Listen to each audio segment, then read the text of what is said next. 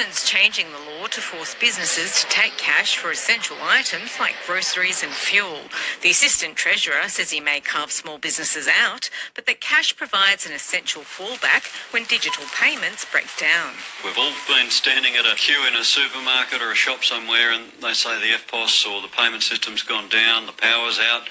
We want to ensure that that doesn't become a crippling event right across the economy. I think arguably we're already cashless. So at the moment we're sitting about 13% of transactions done in cash. Whether it will never get to completely zero, I think that's ridiculous. But at what point are we cashless? Maybe it's 10%, maybe it's not. So look, we're already there. We've taken cash and replaced cash with debit cards. So there's now 47 million debit card transactions, $50 per transaction. 47 million cards at $50 per transaction. That's soaked up most of the cash usage. There's also other payment methods we use, but that's essentially what's happened.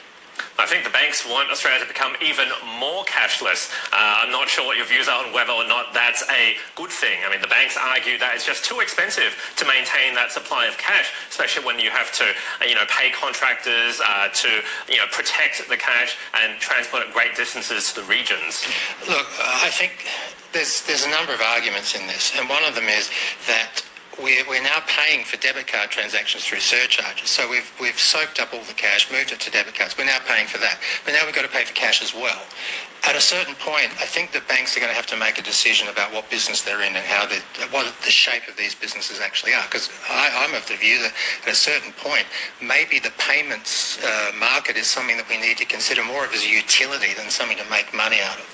So 13% is causing problems for the banks, and I'm not sure they'll get a lot of sympathy for that, but there has to be some change within their system so that we can get cash to people who still need it. And there's a lot of people that outside the four walls of Sydney and Melbourne and Brisbane that rely heavily on cash. We can't all just expect everyone to just move to the beat of our drum because we happen to like cards. So there has to be some kind of way that we look after everybody.